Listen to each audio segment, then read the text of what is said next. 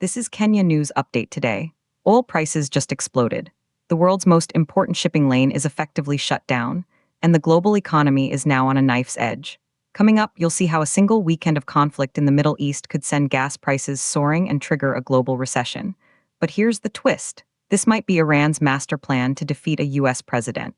The Strait of Hormuz is closed. That's not an exaggeration. After U.S. and Israeli strikes killed Iran's supreme leader, Ayatollah Ali Khamenei, the retaliation has been swift and devastating. Iran hasn't officially closed the strait, but its Revolutionary Guards have warned ships to stay away. And on Sunday, at least 2 ships were attacked. One oil tanker was struck and is reportedly sinking. The result? Insurance costs are now prohibitive. Every major shipping company has suspended their fleets.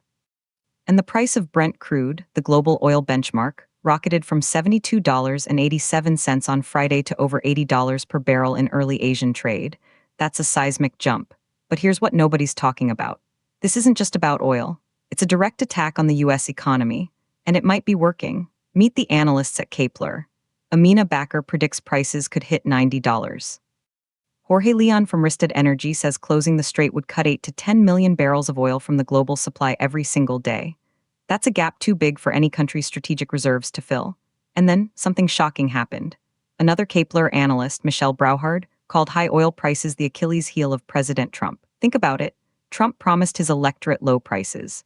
The U.S. is gearing up for midterm elections at the end of this year, and Iran knows this.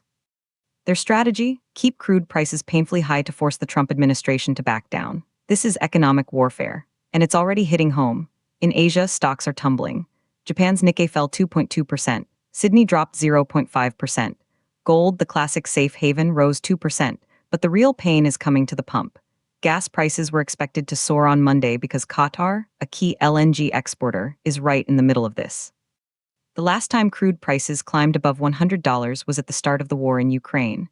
We could be heading there again. Inflationary risks are skyrocketing. High hydrocarbon prices are a poison pill for the global economy. President Trump has called on Iranians to rise up and said the war could last 4 weeks. But Iran's missile and drone campaign in the Gulf has already killed 4 people and wounded dozens. This conflict is escalating by the hour. So what does this mean for you, for Kenya? Every shilling you spend on fuel, on transport, on goods shipped from abroad is about to get more expensive. The ripple effect from the Persian Gulf will hit Mombasa port and Nairobi supermarkets. The world runs on oil. And right now, the tap has been twisted shut. Some say this is a necessary strike for stability. Others see a deliberate trap to cripple the U.S. economy ahead of a critical election. But here's the unanswered question. If the Strait of Hormuz stays closed, how long before the global economy grinds to a halt? We started with exploding oil prices. Now you see the global chess game behind them. Iran is betting that economic pain in America will be President Trump's undoing. Do you think this strategy will work? Can the world economy withstand this shock? Drop your take in the comments. Subscribe to Kenya News Update today for more breaking global news that hits home.